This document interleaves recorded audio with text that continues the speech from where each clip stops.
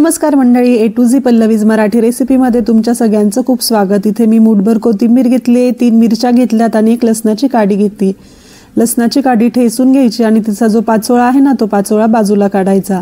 आणि तशीच लसण बारीक आहे तर त्याचे साल निघत नाही तर तसंच लसण कुटून घ्यायचा खलबत्त्यामध्ये। मिरच्या ज्या होत्या मिरच्या खुडून घेतल्यात आणि त्यात चवीनुसार मीठ घालायचे। मीठ घातल्यामुळे लसण आणि मिरचीची जी पेस्ट असते ती छान बारीक होते। तर लसण इथे आपण ठेचून घेऊयात। मिरची लसण घातल्यामुळे मसाला भाकरी जी आहे ते मसाला भाकरीला मस्त अशी भन्नाट चव येते। तर बारीक अशी पेस्ट इथे बनवतोय आपण। खलबत्ता छोटा असल्यामुळे कुटायला जास्त वेळ लागतो बघा। कुटून घातल्यानंतर चव फार वेगळी लागते, मिक्सरची चव आणखी थोडीशी वेगळी लागते। तर बघा कुटून घेतलंय आपण इथे। त्यानंतर आता इथे मी बाजरीचं पीठ घेतलंय 2 वाटी।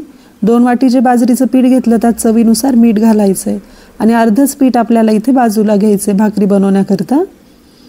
अर्ध पीठ जे बाजूला घेतले त्या पिठामध्ये आता लसण आणि मिरचीची जी पेस्ट बनवली होती ती पेस्ट घालायची।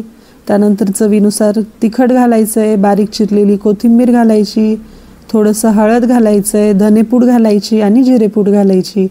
तुम्हाला जर आवडत असेल तर तुम्ही गरम मसाला पण ॲड करू शकता।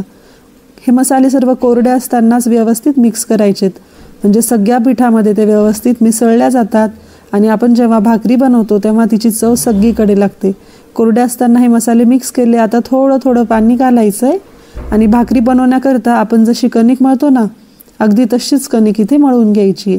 घट्ट पण मऊसर अशी कणिक मळून घेतली इथे।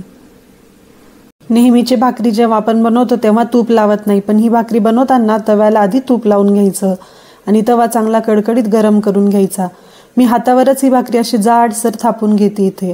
तुम्हाला जर भाकरी थापता येत नसेल तर पॉलिथिनमध्ये हा गोळा ठेवायचा आणि बेलण्याने जाडसर अशी भाकरी इथे भाकरी लाटून घ्यायची। हे बघा आता थोडीशी थापून घेते मी। जाडसरच भाकरी ठेवायची आपल्याला इथे, कारण आपल्याला नंतर तिला चिमटे काढायचे। चिमटे कसे काढायचे ते आपण बघूयात। हिला मसाला रोटी असं म्हणतात, राजस्थानी रोटी असं पण म्हणतात। तर हे बघा भाकरी चांगली थापून झाली इथे आपली। आता तव्यावर टाकूयात ही भाकरी। तव्याला छान असं तूप लावून घेतलंय आपण।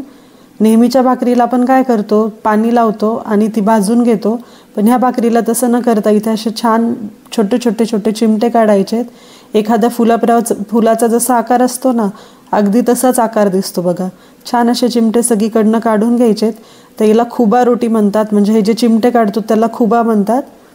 तर अशा पद्धतीने चिमटे काढून घेतलेत आपण। एका साईडने खरपूस भाजून झाली भाकरी की ती उलथून घ्यायची आणि दुसऱ्या साईडने पण परत खरपूस अशी भाजून घ्यायची तूप लावून। तर यात सगळे मसाले टाकल्यामुळे ही मसाला भाकरी चवीला एकदम छान लागते। तुम्ही पण ही रेसिपी एकदा नक्की ट्राय करा आणि व्हिडिओ आवडला असेल तर लाईक करा। चॅनलवर नवीन असाल तर चॅनलला नक्की सबस्क्राईब करा। चला तर मग परत भेटूयात एका नवीन रेसिपी बरोबर। तोपर्यंत बघत राहा A to Z Pallavi's Marathi recipe. धन्यवाद।